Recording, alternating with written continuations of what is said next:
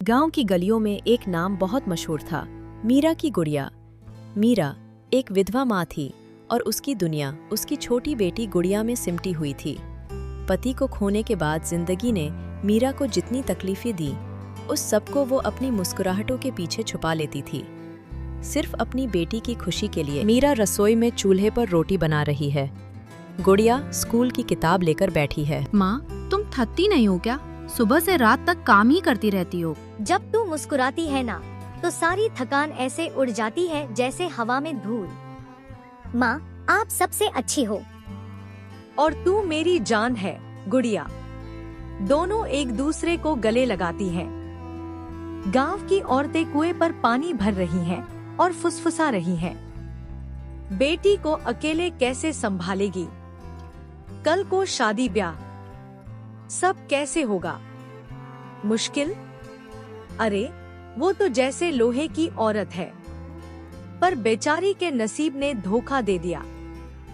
मीरा दूर से यह सुन लेती है लेकिन कुछ नहीं कहती, चुपचाप लौट जाती है। उसके चेहरे पर हल्की चिंता की लकीरें हैं। गुड़िया स्कूल से लौटती है।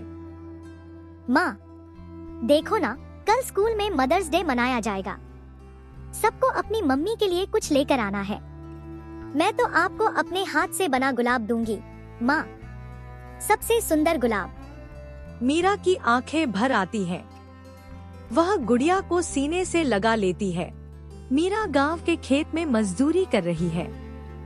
धूप तेज है, उसके हाथ छिल गए हैं, फिर भी वह काम करती जाती है। मन में बेटी की जरूरतों का ख्याल है। सांझ को वह घर लौटती है। कपड़े गीले हैं, आंखों में थकान, लेकिन चेहरे पर मुस्कान है।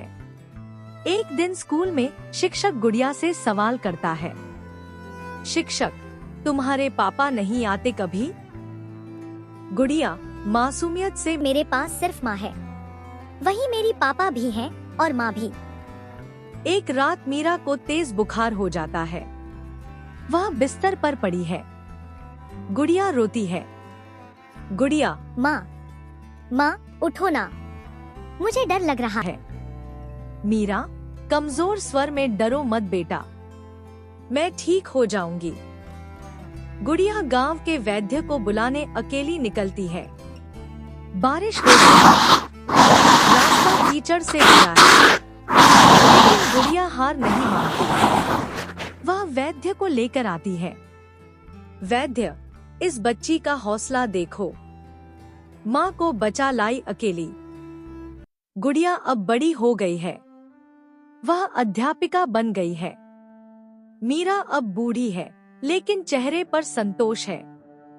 गुड़िया, माँ, जो कुछ भी हूँ, आपकी बदौलत हूँ। मीरा मुस्कुराते हुए, और तू ही मेरी जीती जागती